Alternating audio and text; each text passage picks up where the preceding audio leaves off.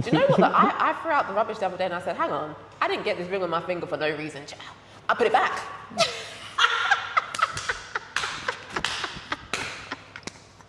3, 2, 1.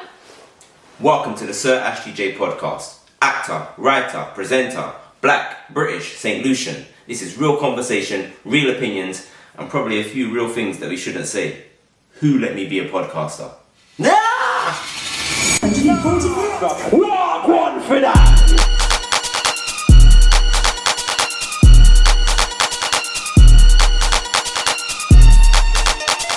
So after me, walk one for that! Walk one for that! Wow.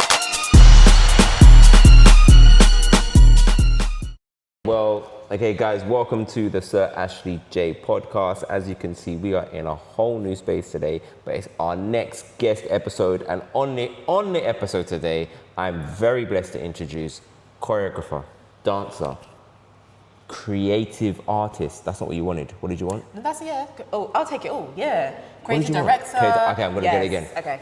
It's all good. I am very, very blessed to introduce choreographer, dancer, creative director, the one and only Cresta. It's your girl. Hey guys. Wow, I feel special. Come on, production. I feel special. Yes. Budget, new location. But you know what? It's the best way. That's where the creators, we can do anything. That's what I love about us. We can do it in a living room and it will look like it's Wembley. Yeah. I love it. And you know, it's not actually the building, it's more so the content, it's the conversation. That's it, it's a substance. Yeah, it is. And so hopefully we will give you guys substance today in this conversation, which I think we will, because the theme of today's episode I'm really interested in is that, as you know, whether you're a performer or not out there watching, everyone gets to see the show, everyone gets to see the performance. But what happens before the spotlight? Right. What happens in between the spotlights? What happens afterwards? Facts. You know, and even on socials, we mostly only post the finished product. You know what I mean? And then we'll post the next finished product, or we're at this show and we're at that show, we've just filmed this thing. Facts. So that's what I'd love to talk with you about today, your journey as a dancer, creative director, choreographer. Nice. What does that feel like to you when you think about the spotlight and the bits in between? Oh gosh, we're getting right in there. We're going straight in, we're going deep, dive baby. in. Michael Phelps. Okay. Run me again. Run me. You got Michael Phelps. Michael Phelps. Michael Phelps. Right? Tom Danger. You know. So I guess, to be a bit more concise, is that when we are looking at people that are in the spotlight, I guess a great example is the MJ movie, and everyone knows Michael. Yes. And so I guess that movie gave us an insight more to what was happening before he was in the spotlight, with his home life, the type of rehearsals they had to do, whether you agree or not with the father's method, the result was something that the world has never seen and will never see again. Right. But then what was happening in between when he was in the spotlight?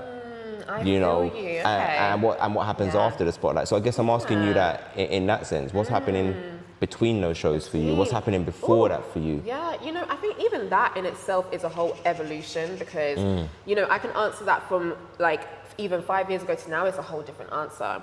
I would say right now today I'm definitely finding a balance, right? I think more than ever now I'm trying to find the balance between there's work and then there's, in my opinion, what really matters. And I think that's where my answer differs now, because back in the day the only thing that mattered was work. Nothing else. Friends, family, love, everything, sometimes even God. Hey, God, we've repented.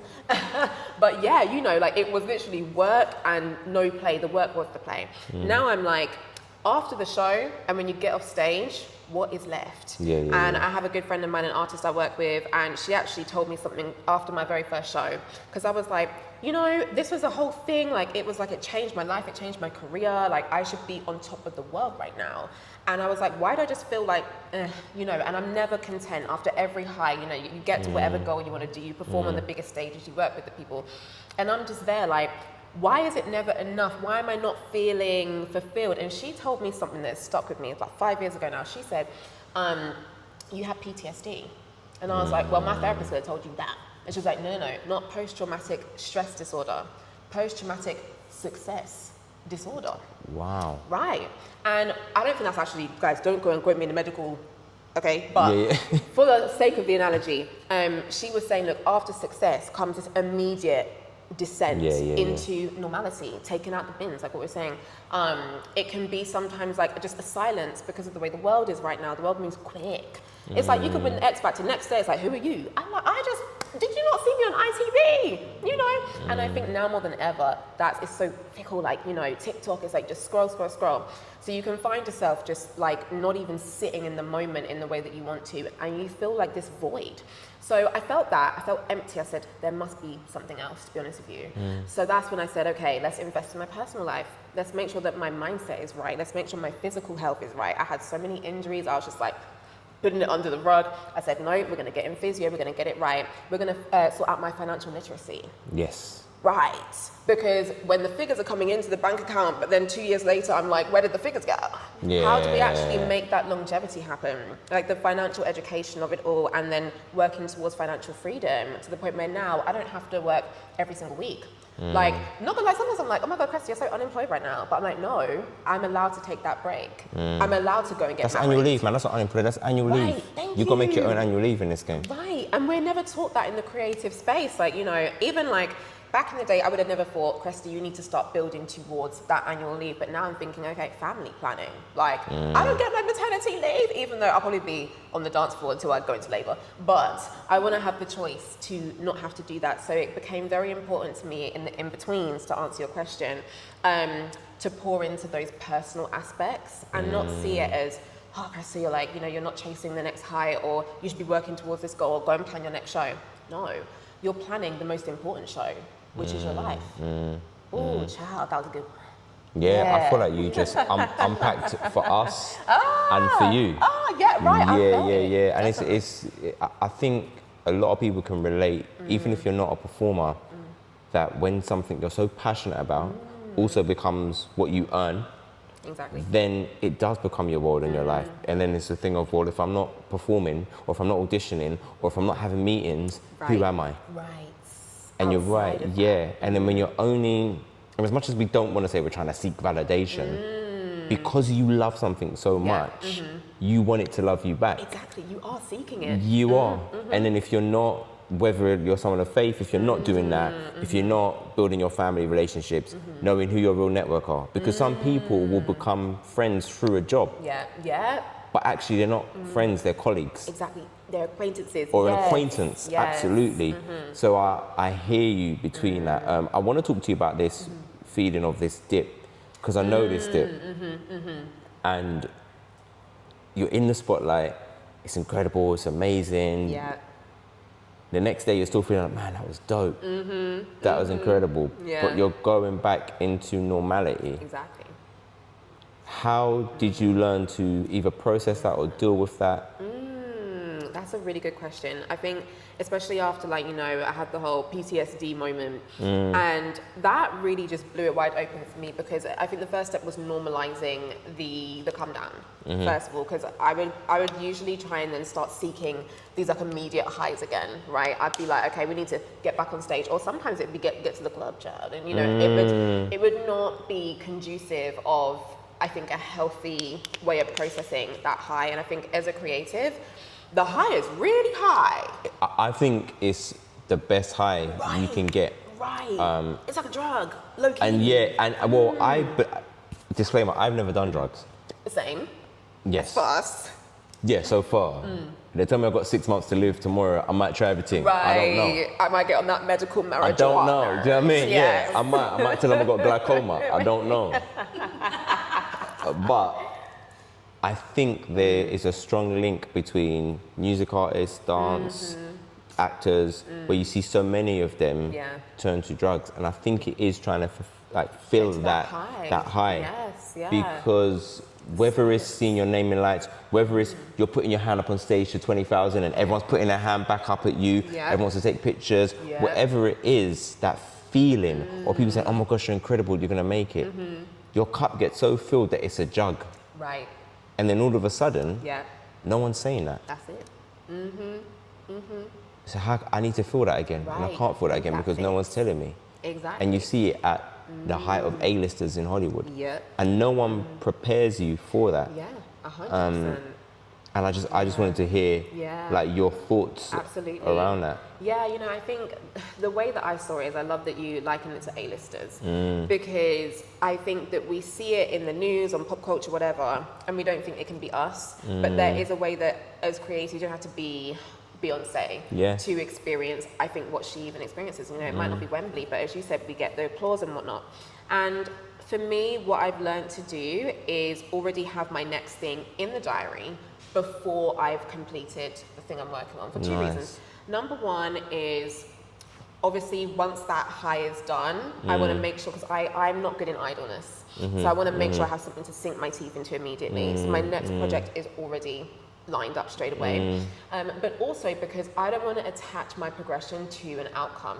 And what I mean by that is, as a businesswoman or as a creative, we create things and they can flop. Like, as you said, social media does not see it all. There's many flops, there's many misses, there's many chops. And I found that at one point I'd be like so down in the dumps, or I'd internalize things, or I'm not getting the validation.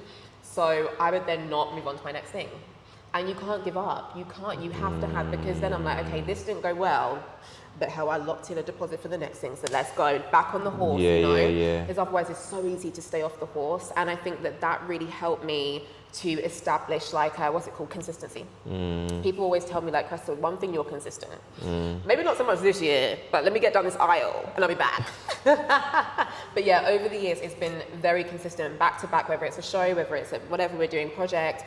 Because one thing about me is if I'm on one like program, for example, the next two are already planned. I'm like trying to be one step ahead of myself. It doesn't mean that, you know, I might not walk away from something if it's no longer serving me. So sometimes we do have to get that deposit back.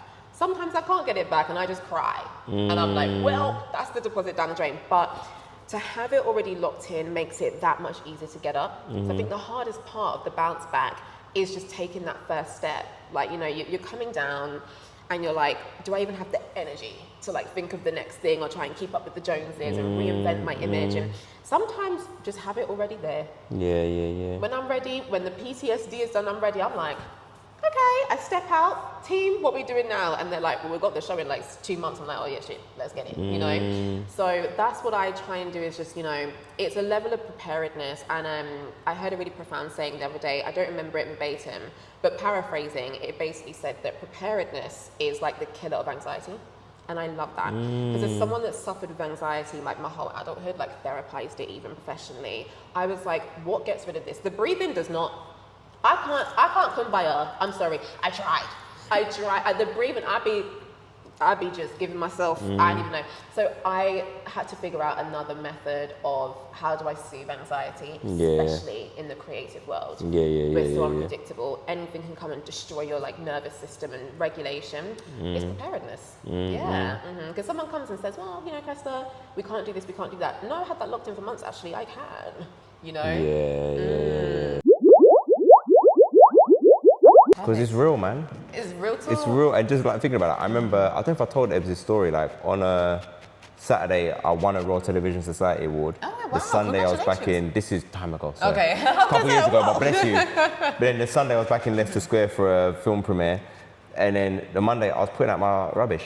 The bin man, and I always say like that for me, those 3 days sum up our lives, like literally. Didn't matter that I'd won this award, didn't matter that I'd been at a red carpet doing pictures, interviews.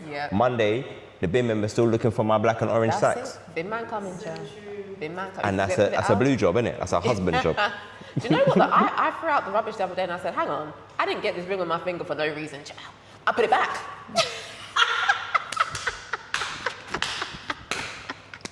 Give me your fiance's phone number right now. He has no clue. I refuse. If I get caught, But see, because if I was like, hold on, wait, why am I washing these dishes? Right. Let me dirty them again. Right. You women would have so much to say. Not me, you know, I love washing a dish. Right. I tell him, when I find him in the kitchen, I say, stop. I love washing a dish. Yeah, I'll do the dishes. You wash up for him? Yeah, he doesn't touch the dishes. I love washing the dishes. It clears my brain. Some people do find it therapeutic. I love it. Yeah. I love it. And then I organize the whole dish rack. You know me, my OCD. You know me, and I love a good laundry. Yeah. So he got to do the bits. Laundry, bro. Yeah. She love laundry, man. Separate the colours. One of her greatest things is when them baskets are empty. Ooh, that is like winning the lottery to me. Yeah, that's Christmas to me. It's would you say that you're quite traditional then? Yeah, I would say, do you know what? It's kind of not my brand, but I feel like I do fall in the traditional in terms of household, and you know, the older I've gotten, the more that I've realized, okay, this is what a woman's gonna do, this is what, but I'm open to it changing, you know, especially when kids come along. I mean, you probably advise me about that, but it's definitely gonna be just whoever can get to it, get to it. Yeah, it does change, and then as a creative, it flexes as well. Because is your fiance a creative as well? No, he a nerd. Right. He a corporate nerd. So in the same way, like my wife works in the corporate sector and the IT sector, so she's basically maybe 2 days out of a whole month she goes into the office. Okay, cool. So there's a lot more things that she can do, but then when I'm not filming or when I'm not away, I'm on the school run. Right. Listen, I've got a school mum friend, you know. Listen. I'm in the group chat. Yeah. I love that. Listen, I've got school mum friends, you know. I love to hear that though, because I feel like the dads need a space as well. I think it's so, I know it's not what we're talking about today, but I think it's very important in the sense of, especially if you have sons. And I thought a lot about, if I'm raising black boys, Right. what am I giving them? And one of the things they can see is that you can be vulnerable, you can say how you feel, you can cry, we can cuddle. If you want to cuddle before we go into class, I'm not going to be like, go in class. I love that. Yeah, and so I think being there as a dad in those spaces gives you the opportunity to do that. And then you can still be like, okay, we're going to work out. You're going to come do a fitness video with me. Ooh, you know what I mean? balance, right? It's important because that's what I think helps shape boys. I don't know about girls. I ain't got no girls. I grew up in a house full of women, but really, yeah, I ain't got. And I think God said, "Listen, you've done your time with the estrogen. Let me put some testosterone around you." That. Yeah. You're ready. Yeah. Ready. I got boy. I love my boy. I got 2 boys. I love it. Oh, people are like, you want girls? I don't need no girl for what? I'm good. You got your wife. That's the your girl. the girl I need. More than enough. You don't want like a little princess though. At one point I did, and now I'm just like. You happy? You content? The honor of raising good men. Yes. Like Ooh. the blessing of having young kings. Yes. For me, I love there's nothing greater than that. You know, my boys just had their end of year school reports. Ooh. And there's a lot about like academically they've done super well.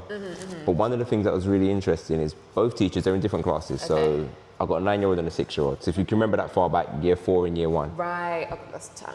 Yeah, for all of us. And both different teachers said, your child is a pleasure to teach. They're kind, they're supportive, they're enthusiastic. What type of human are you making? Right. Because you can teach someone skills. When the algebra is done. Yeah, right. Who are you? Who are you behind the algebra? It's true. And I guess it's the same thing in our industry. Right. How many dancers can you find that are incredible? But how many can you find that Good are people. committed, that are good people, that are on time, that are supportive, that are understanding your vision, that are not disrupting the room? Do you know what I mean? Preaching. Yes. All of that, and you go, that's when you go, okay, I want to work with you again. You might be an 8 out of 10. That person might be a 10 out of 10. Right. But all the baggage that comes with that extra 2, I can get you to 10 out of 10. I've been saying because this of your a lot mindset. lately. Yes, this is like divine intervention right now because, we've been talking a lot about this, like your workability, your employability. It's not about how many pirouettes you can do, but are you going to get the job done? Seriously, Right. man. I've seen it, and it's hard because I've seen some people that are not talented at all, but their skill is that they're really nice people, and people just like having them around. I love that. And you see it a lot. There's always one like personality hire. And I'm like, I love the person. I love it. I'm always best friends with the personality hire. I'm just like, I love your energy. No wonder why you're here, you know? There's always one personality hire. And you know, I'll be honest, in our industry, it's usually a gay man. Yeah. And I get it. They bring the energy and they just like fix the funky vibes. You know, sometimes too many girls can get a bit bitchy. Yeah. Too many men, it's like too much. There's an alpha male kind of competition energy. And then you just bring in like... They just cut through it all, innit? Yeah. They fix it. Yeah. So yeah, we need to take a leaf out of their book. Yeah, I'll take a leaf. Yeah, it says the 2 heterosexual married people. I know. I was like, I'll take a leaf. I can't take a whole tree. That's different. Okay, what's the best project you've worked on so far? Oh my gosh, big question. The best project. Damn. Or one of the favourites? Okay, one of the favourites. Yeah. I'm always going to go to my baby. It is our theatre production, A Night Beyond Limits. We ran that for 4 years consecutively, and we're currently on a break because exactly like what I just said, sometimes you do need to know this is not serving me right now, or even more so, I can't serve it right now. So for the sake of maintaining its quality, we've been on break now for 2 years, but we've been doing other shows in the meantime.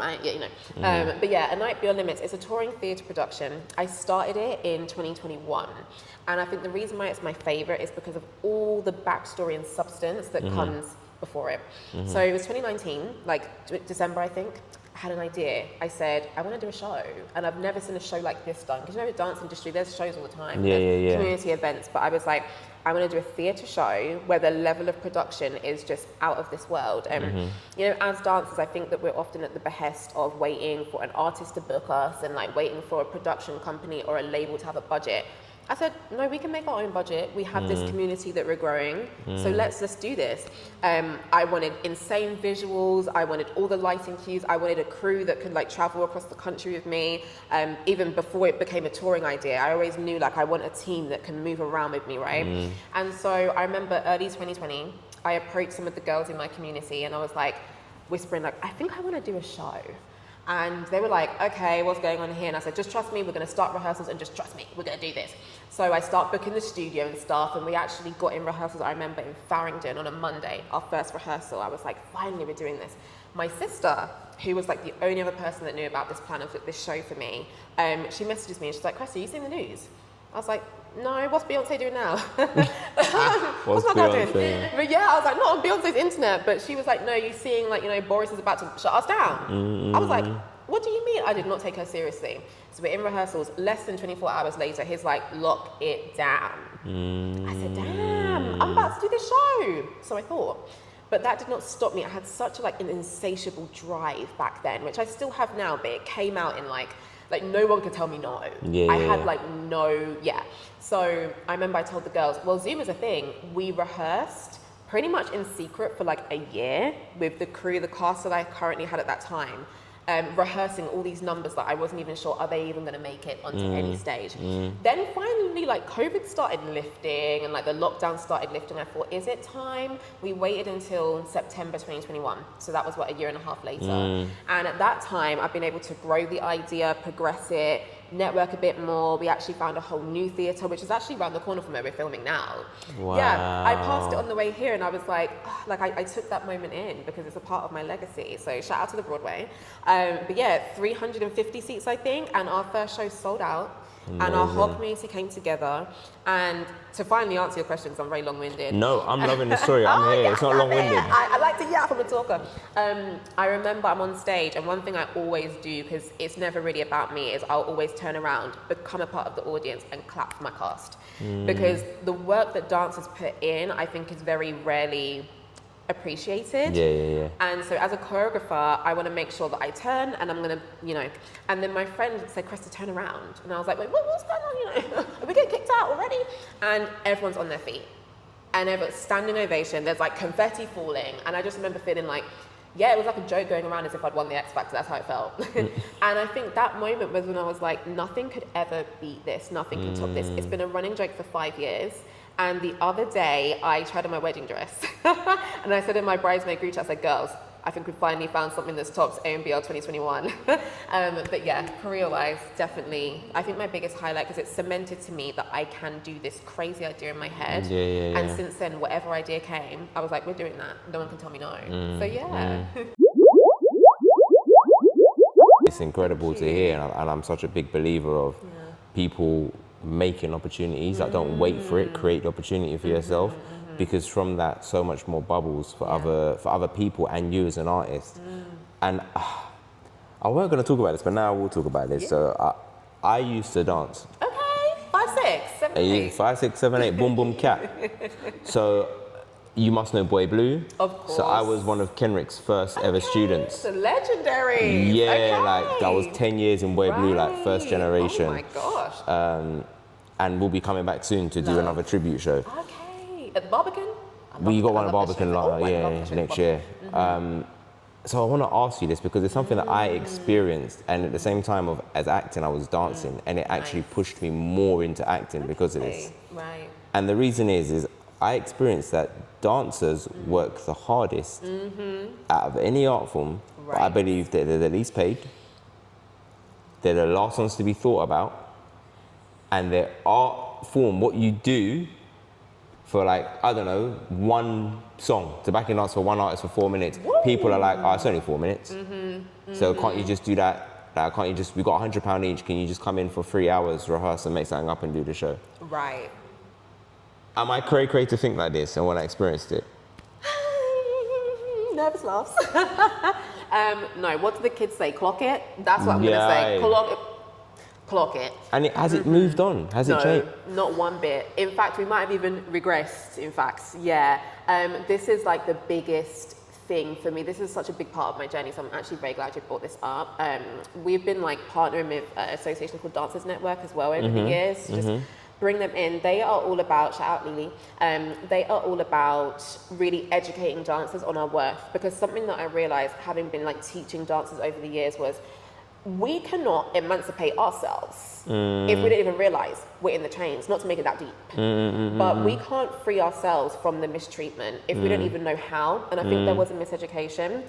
I can't, this is allegedly, because I never experienced this myself, but when I asked my students, like, why don't you know about these things? Like, what's the colleges doing? They were like, we don't do this in college.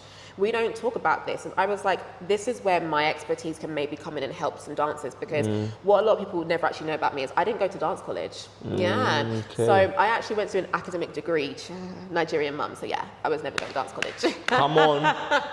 So I learned how to write an email, how to read a contract. I want to know, what was the degree? Was it law? Was it politics and international relations? Had to be something like that. Come on, auntie. Listen, you know, I was reading my book, I was writing a dissertation, I was doing all that. But yeah, I just remember thinking, what a waste of my time, because obviously now I'm dancing. But no, like that has probably been my like biggest like unique selling point, because when dancers come to me, I'm like, okay, yeah, let's get in the studio, but then let's sit down and let's talk about, you know, how are you going to brand yourself? You are a business. How do you go about communications, contracting? How do you make sure that you enforce your contracts? Are you aware of like what you need to do if someone is refusing to enforce their side of a contract? Do you know about small claims court? Do you know, all these things that it might be unfortunate, but we need to sometimes go there, right? Yeah. And so for me, before I could even teach other dancers, yes, I had to go through my own things. And I have actually worked in the corporate world before. So for me, this was like a shock to my system. Because I was just there like, bruh, where the hell is the HR up in here? Where is human resources? It was crazy. I remember I've done, what was it, a 13-hour shoot, £70 for the years. For the 13-hour. Now, this was like on my first day out here. So I was like, I don't know what I should be getting paid, but I just knew that can't be it. No. Were we fed? No. Oh my biggest gripe is actually, do I even have a place to like, just even decompress? I don't need the most flashy dressing room, but when I don't even have a room to sit down, to stretch, so I don't injure myself for safety, what is going on? And then after that, you've got the aftercare of the invoicing. And sorry, but what is net 90? Please, what is 90 days? 90 days. That's wild. I feel like that's actually quite a new thing. Like they're normalizing. It's been around. Yeah, I don't deal with companies that told me 90 days. Right. You got two options. You can pay me 30 days or half up front, owe me the rest. That's it. You know, for me now, I take it all before I even give me a deposit. I've had way too many horror stories where it's like, you turn up, you're fulfilling your end of the contract, and they just refuse. And I think that's where dancers get stuck, because you've not only... It happens with actors as well. Really? Yeah. Interesting, because I thought with acting it was like, it's usually a long-term contract, right? Well, there's certain like jobs that you might be a day player. So you might be going in to film on EastEnders for a day, for example. Right. And if you don't have the right, again, it's protection, whether it's an agent, whether it's union. Right. Things like this can happen. Sometimes even the agents be the... Even sometimes the agents. We don't know why you haven't been paid. Oh no, just 3 weeks ago. Just realised, sorry, Tiffany forgot to invoice. Right. The money been in their account. Right, exactly. That's literally like another one of my biggest. And that's how we even became agents with my company, because I was like, I want to make sure that whenever I work with a dancer, is taken care of. I don't want to be the choreographer on a job where we're hearing the dancers never got paid. No. Yeah. Like, we secure that money. So usually by the time you even walk off set, I'm ready. Send me the invoice. Like, we actually have like a reputation. I settle that within 60 minutes. It's done. Because why are you waiting and chasing and it doesn't make sense to me, because this is my thing. Someone asks you to do a job on a certain date. You go, okay. You don't go, oh, you want me to do it on the 12th of June? All right, how about I come on the 14th of August and do your show then? You don't say that. Thank you. So why do you think you can tell me exactly when you're gonna pay me? When you're gonna pay, and it's like, you know, one thing I have, because I used to be ruthless, right? And I think it's good to be ruthless at the start so people can establish how you work. But I'll be honest, I've mellowed a bit, and where I mellow is my long-standing clients. I do have a couple of long-standing people that have been holding me down. We've been growing together. So when they come to me and they say, like, Cresta, okay, 3 a.m., I need you today. I've not even got time to talk through what the conditions, what the rate of pay, I need you today. I'm gonna be like, okay, bet, I'll meet you there. But this is why I always say to everyone, you know, you have to show me first that I can trust you before you can ask me for a favor. Yes. You can't just come out the bat with, hello, hi, my name is, please come and dance for free. What is that? Exposure. Expose my bank account, please. Yeah, people don't want to tell me that.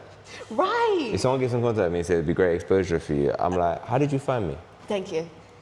I'm exposed. Oh, because so. I'm exposed. Yeah. And who says I even want the exposure? Maybe I don't. I don't want your. Yeah, I remember someone. I won't say where, but they asked me to do this job. Yeah. And they were like talking some low budget thing, and I was like, look, it can't run. I was like, oh, it's a great opportunity. You're gonna get yourself. And they mentioned a certain newspaper, which again, I won't say the newspaper because I said, listen, I spent time trying to get myself out of that newspaper. I'm finished. That's not part of the deal for me. I just got free. Yeah, like I don't want to be in that newspaper. Right. So I wish you all the best. Oh, Ashley, please. No, I wish you all the best. If this is your budget, go and pay someone that will do it for that. Right. There are people that are maybe on the come up or want a bit of experience or might be pivoting out of their career. There might be someone who has come out of working in corporate or retail and gone, I really want to try presenting. Great. Exactly. The amount of times I've done that, and then an hour later or the next day, Ashley, we've managed to find the budget. Oh, you managed to find it? Oh, you managed to find it? Where you find that? Under your wig? Where you find that? Understand, people, what we're saying here. Like, it's true. And we've got to do it more because it's called show business for a reason. And shout out a very good mentor of mine who is no longer here, but shout out Derek Brown, who told me that. He said, so many of us understand the show, but not the business. Ooh, Derek, yes. Yeah, man. And I rate him for that because how I've been able to position myself from a business perspective. Yeah. We need so many more people to do that. Dancers, choreographers, actors, presenters, writers, because what's happening is people are accepting stuff. So then we who are doing the right thing are becoming the minority. And so then what happens is we're the people that sound like, they're just making trouble. They're making noise. They're difficult to work with. Right. Because I don't want to sleep in a little camper bed with someone else next to me who I've never met in a hotel room on a job. I will never share a room again. You must be mad. I don't share a bathroom with my children. Right. You think I'm going to share a bathroom with a stranger? You know. You must be mad. It's not happening. It's true though. It's not happening. It's true, especially at this grown age. I'm so sorry. No, this is not a school trip. This is not a school trip. It's What's not. happening Like, here? I've gone through it. So, yeah, I love how you're talking. I love what you're doing for the community. Thank you. No, because it's so important that you're sitting people down and going, it's not just about, like you say, how many pirouettes you can do. What's your contract terms? Exactly. What have you negotiated? Exactly. You know, that's hugely important. So important. And we know that when we're looked after on a job, we are able to just be completely free. That's it, and give be our best. I always say, if you hire me, I'll give you 100% because that's just professionalism. But if you take care of me, I'll give you 200%. I'll go above and beyond. You know, I'll do what I need to do to make sure that you get the result you want. If you're not taking care of me, I'll come and do the job you asked me to. But if it's going left for you, I'm sorry, but I'm not involved. If it's going left for you. If it's going left, I'm not involved. And I think that's where people can say like, oh, you're difficult, or you're not a team player. You know, because I'm like, well, did you invite me to the team properly? Because I don't even feel like a part of the team, so how can I play? Yeah. This is, I don't know if you read this book. I read a fascinating book a long time ago called The 7 Habits of Highly Effective People. I've heard of this book. You've got to read this book. This is my time to read it. And as you first start reading it, about maybe like the first 15 pages, you're going to be like, what is going on? It's a difficult read. There's a language to kind of get your head around and stuff. But as soon as you just calibrate and get into it, it just unlocks stuff. And there's a whole chapter where he talks about conversations and things being win-win. And saying that any agreement you go into, whether it's with a child, a spouse, in business, if both people come away feeling they've won, that is most likely to happen. If someone comes away from it thinking that I've lost, then it's not going to happen. And this is the thing with sometimes with certain jobs, where if someone says, I want to pay you £300, but you know, really it's £1,000 job. Right. You're going to walk away going, well, you want me to do £1,000 worth of work for 300? Right. I've lost it. That's it. I don't feel valued. I can't give you my best. The resources are finite. Like, and you know, one thing I always say is cut your cake according to your size. There's no right. Cut your cloth. You know, there's no right. You know, cut a cute cake. Portion Don't it. try and get half if you know you can't afford it, Jackie. Right. I don't know who Jackie is. But. Don't cut it, because there's nothing wrong with just like eat within your means, right? And one thing I say is that you can't go to Tesco and you know you want a meal deal. You can't go and pick up that sandwich and just eat it and be like, well, I'll pay you later, or I can't this time, but I still wanted the meal deal. You don't get the meal deal. You know what I mean? Like, for me, I've never ever approached someone and been like, oh, I can't afford this, but can you just do it anyway? Get the money up. I'm not gonna like save. Like, I think this generation of creatives, I think we could really do with, and I might get cancelled for this, but we could really do with just a bit more grit when it comes to, if you can't afford that yet, or if you can't achieve this yet, it's a lesson to just work harder. Work harder, or maybe work smarter. Not gonna lie, or leverage what you've got. Yeah, We're I was gonna say work within your means. You know what I mean? You can do so much. Just create, and you'll find actually probably a lot more enjoyment there, and that what you produce might even have like more substance, and like you might even tap into a whole new thing that you didn't know. And like so many projects we've done, like all the visuals we drop, it's so bootleg half the time. But I've learned about lighting because I can't afford a gaffer or you know a technician sometimes. I've learned about videography because I couldn't afford. So it's like I've had to learn all these crafts that I couldn't outsource. So now that I can outsource them, I can work better with our videographers. Like I understand these things, you know? I can edit now. A girl knows how to use Da Vinci. Me, tech auntie. Da Vinci, you know. Da Vinci. I said a professional, you know? I'm coming up in the creative world. But it's because I never said, oh, can you just edit me for free? What is that? You know? I might get cancelled, child, but maybe this will be the first time. I don't think you are going to get cancelled, and I don't think so. I think what you're saying is honest and true, and the only thing I would add to that is what is the venture you're entering into? Because if the outcome is, okay, I want to make a lot of money, that's one thing. If you're saying I want to work with you guys because I want to build and grow this thing, right? Sometimes there's certain events I do that I can pay everyone, but I'm not paying myself. But what I'm doing is for visibility. And I'm getting certain industry people in the room to see the show, to see these artists, and then people are getting booked off that, or I'm getting booked off that. So what I'm doing is actually, hold on, no one's giving me an opportunity right now at this certain part of the year where it's quiet. Let me put this event on, get people in. Oh my gosh, we need to work with Ashley this year. All of a sudden, more bookings come in. So it's about going, what when you're doing stuff like that, what's your strategy? Yes. You can't just be, I'm trying to come in there to do that. Beyonce just asked me to join the tour. Well, I vote for that. Chris Brown stole my choreography. What do you want? Chris Can we do the Beyonce one? Yeah, okay, go on. Let's do Giselle. Beyonce just asked me to join the tour. What are we doing first? Can you say that excited? Okay. Beyonce just asked me to enjoy the tour. Is that the word? Join the tour. Join the tour. Yeah. Beyonce just asked me to join the tour. Period. Okay, my turn? Yeah. Beyonce just asked me to join the tour. Okay, great. What's the next one? Angry. Oh my gosh. Beyonce just asked me to join the tour, blood. No one clip this and put it online because I want Giselle to call me, okay? Beyonce just, wait, what was it? Beyonce just asked me to join the tour. Oh, this is actually hard because I can never be angry at that. Beyonce just asked me to join the tour? That's good. Like, what? But Beyonce, please ask me to join the tour. Yeah, we'll take it. Sad. Oh.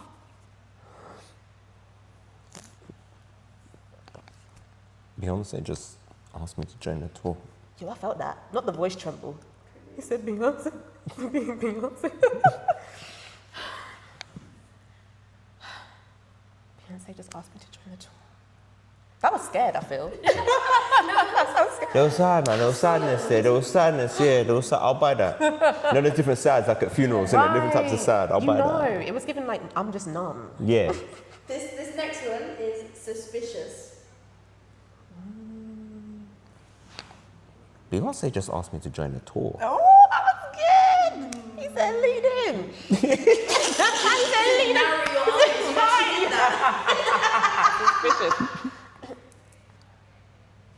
Beyonce just asked me to join the tour. I was getting confused though. Yeah. But what's she saying? Suspicion can give confusion. Suspicious. Very suspicious. Relieved. Okay, this was. Okay, yeah. Beyonce just asked me to join the tour. Yeah, that's good. Beyonce just asked me to join the tour. You know.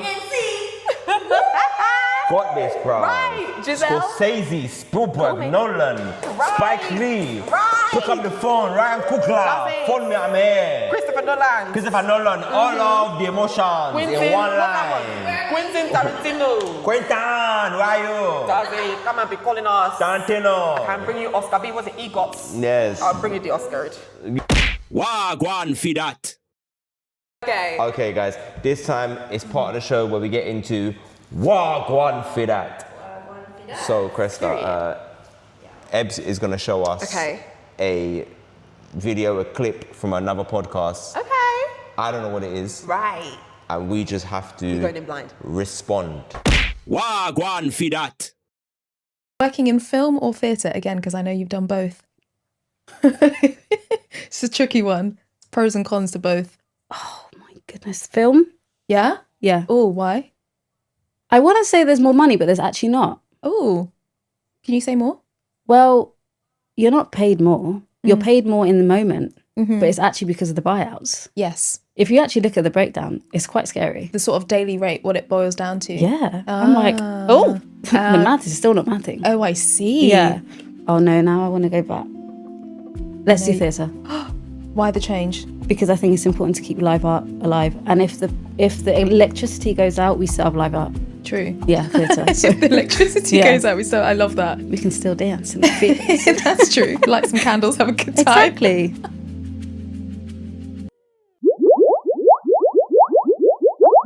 She made some good points. That was good.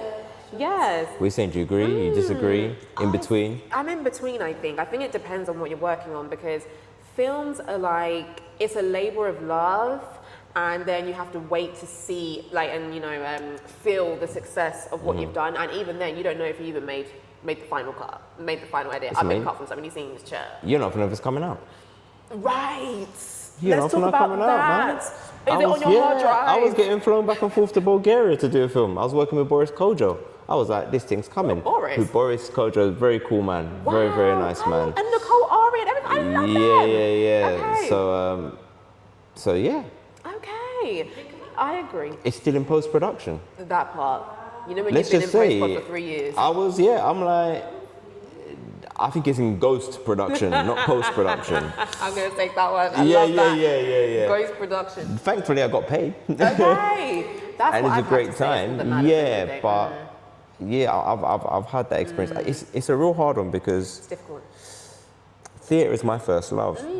Okay. So for me, without theatre, there was never going to be TV or film or anything. That was really what held me. And I really think theatre. I think when you do theatre and you start in theatre, you can go and do anything else. Right. I don't think it's the same as if someone starts in film or TV They that they say can. that a lot. You see the difficulty for people from TV and film transitioning To theatre. to stage. Interesting. Whereas I see people from stage transitioning to So very TV, easily. and it's a bit easier, it's a bit smoother. Why do you think that is? I think you know that you're in it. The audience are there. Okay. You might have to flex a different way. That audience might not be as vocal tonight. That audience might be too vocal. Someone's phone might go off. Someone might Right. be eating loudly. Someone might be drunk. That all happens in the cinema. That all happens while people are at home. You just don't hear it. True. You don't have to deal with that. Facts. And so for me, I think that's when how committed can you be? How in character can you be? Or how much are you not gonna go wrong if over the music you're in someone say, yeah, I love you, pipes. Like, how much is that not gonna throw you? Right. In your head, you might be cussing and be saying, listen, your mother, you might be saying something. No, you might be. But you still think about the other 589 people that are there that still want to see that show. That still want to be entertained. So I think that's what it is from a financial perspective. Yes. It's tricky because, like what you said, it can be like one day on a film and longevity, but then sometimes even the long contracts are the ones that pay the worst. They are. I mean, like, you can go and do a commercial and do 1-2 days and be paid a really good money. And then and I had it before, I had an advert run for 2 years afterwards. Oh, I know you got paid.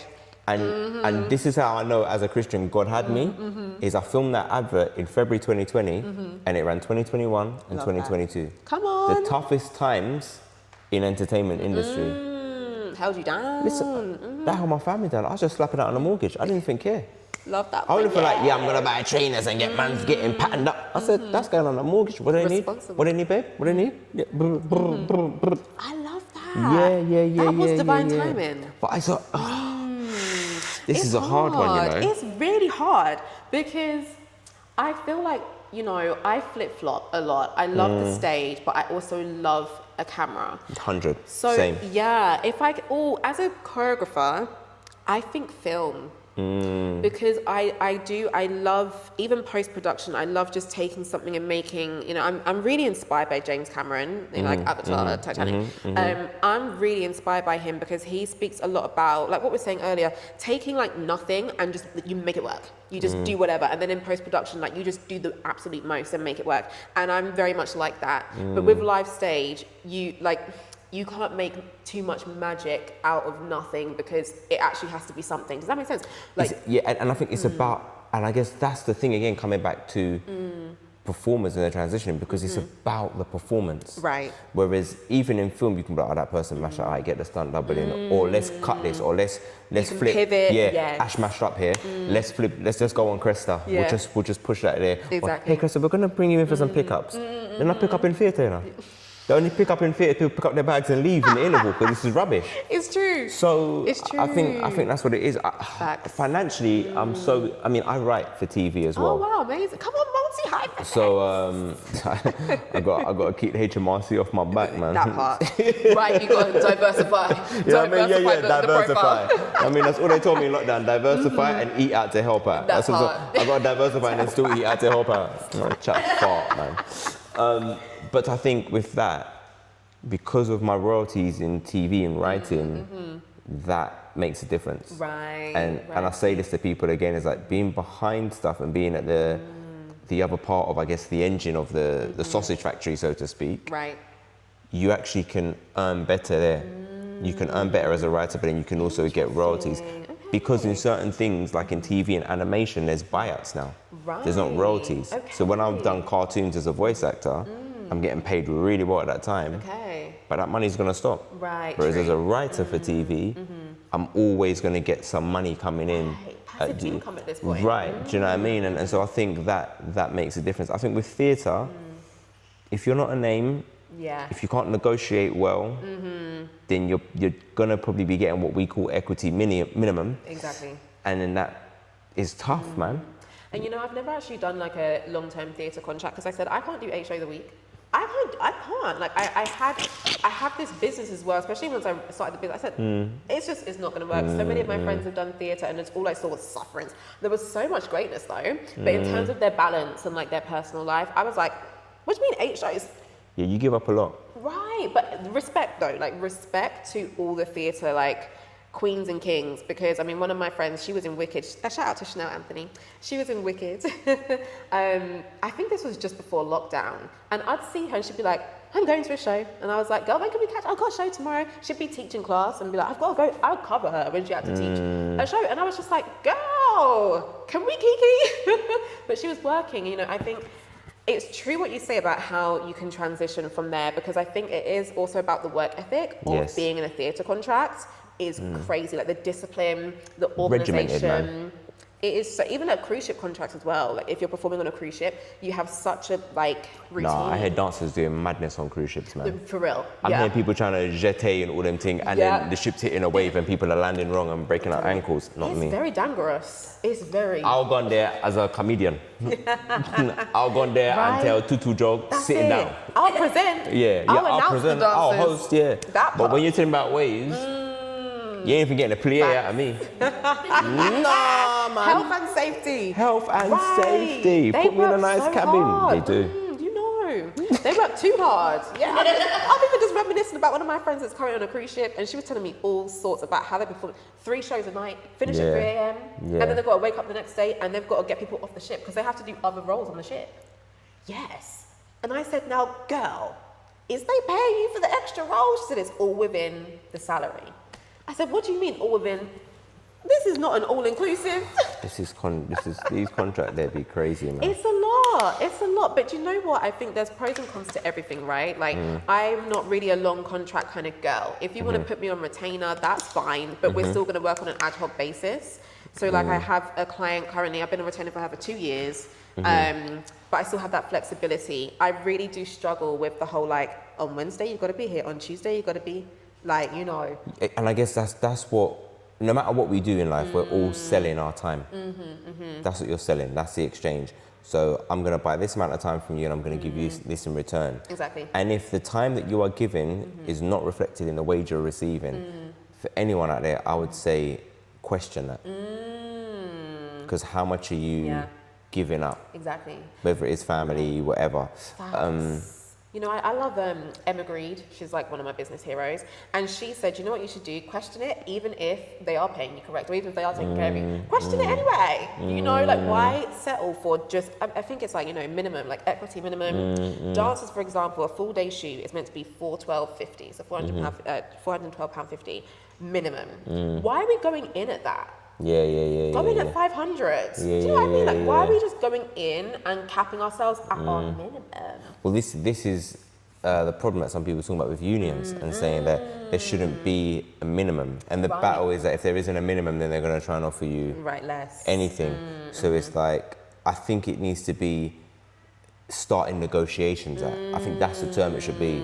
So for a dancer shoot, £412.50 is where you start negotiations. Exactly. Anything lower is immediately rejected. Chop. But then they know they have to go up. Right, exactly. You know, because these days when I'm being approached for like dancers for a shoot, at first I used to be like, okay, that'll be £412.50, please. And then be like, we've not got budget, be like, 300, and you go lower and lower and lower. So now if it's like, if you go in asking for a horse and you really wanted a dog, you'll get the dog. Because in their head, they're like, oh, I brought you down. I think that's a really clever tactic. If you go in at 600, you might get that for $12.50, or you might get the 600. I think so, man. You've got to. But also, if you don't know your worth, then no one else will. And make sure you can back it up. Yeah. Yes. That's my thing. That's my thing. Don't be charging the 600, but you're giving me a £200 service. Stop it now. Honey. No, I'll be getting that refund. Behave. I believe it is time for an Ebberssun Asks. Okay. Are we doing Ebberssun Asks? We're going to do this or that. Okay, sorry. So it's time for this or that. I love these segments. Come on. It's really, really simple. Yeah. Have you sent me a new one? Okay. Yeah, I've sent you a bunch to ask. She sent me a new one. Come on, the last guest episode we did, you asked Joanna, wasn't it? Yes. Yeah, let's do it like that. Okay. Oh, skr. That was a good time we paused. Yeah. There were no prayers. We in the ghetto. Right. Beyonce just asked me to join the tour. Well, I vote for that. Chris Brown stole my choreography. What do you want? Chris Brown Is it the Beyonce one? Yeah, okay, go on. Let's do Giselle. Beyonce just asked me to join the tour. And what are we doing first? Can you say that excited? Okay. Beyonce just asked me to enjoy the tour. Is that the word? Join the tour. Join the tour. Yeah. Beyonce just asked me to join the tour. Period. Okay, my turn? Yeah. Beyonce just asked me to join the tour. Okay, great. What's the next one? Angry. Oh my gosh. Beyonce just asked me to join the tour, blood. No one clip this and put it online because I want Giselle to call me, okay? Wait, what was it? Beyonce just asked me to join the tour. Oh, this is actually hard because I can never be angry at that. Beyonce just asked me to join the tour? That was good. Like, what? But Beyonce, please ask me to join the song. Yeah, we'll take it. Sad. Oh.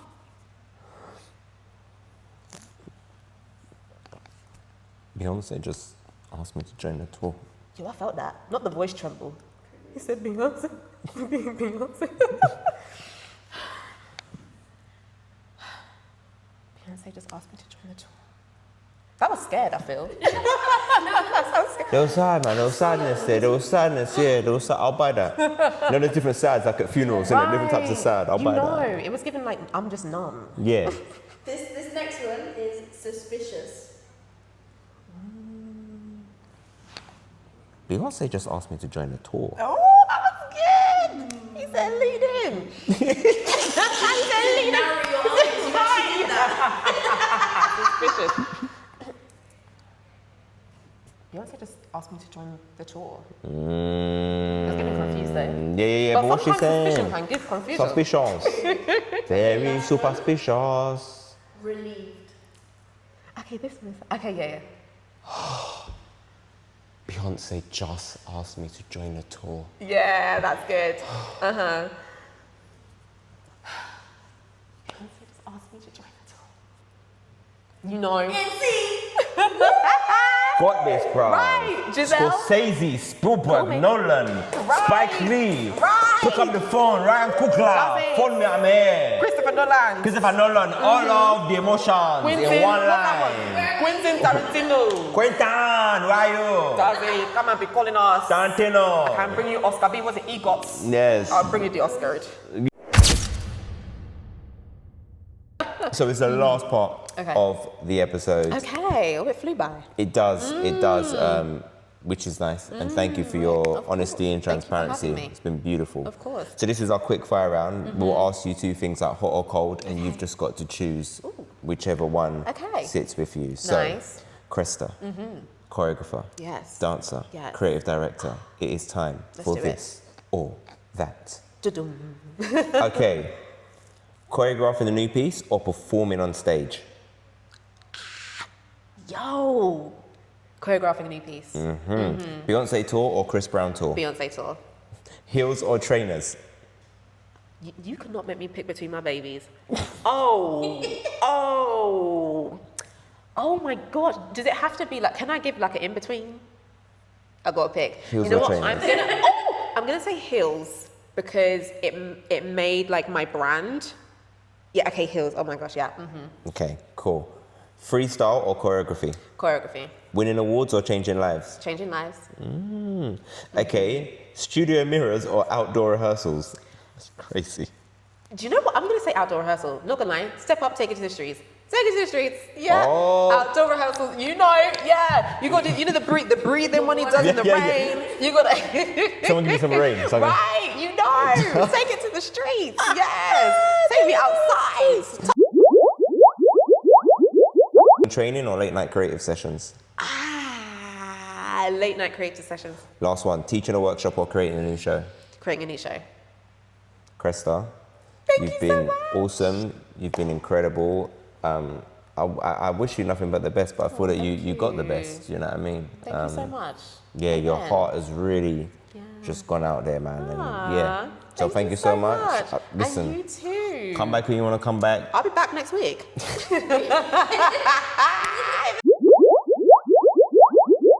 We are Beyond Limits Dance on like every platform, but not really on X. If you follow me there, you're gonna see like 2019. I'm Cresta_Rose everywhere. What else? We are also Beyond Limits Events. That's the new venture that I'm really leaning into this year. So follow me there as well. What we do everything. We do it all. And I would say it's not really about show or choreography. It's about an experience. So whether you are a dancer, whether you're a creative, or whether you are literally an accountant, a lawyer, whether you're a pastor, whatever it is, come through because something is there for you at Beyond Limits. And yeah, if you're an artist, book me. That's me, yes. And I just want to quickly say, because every time I go on a podcast, I have to hijack the end and say, shout out to when I enter a home, I want to make sure I honor the owner because what you're doing is incredible. I've been watching your episodes.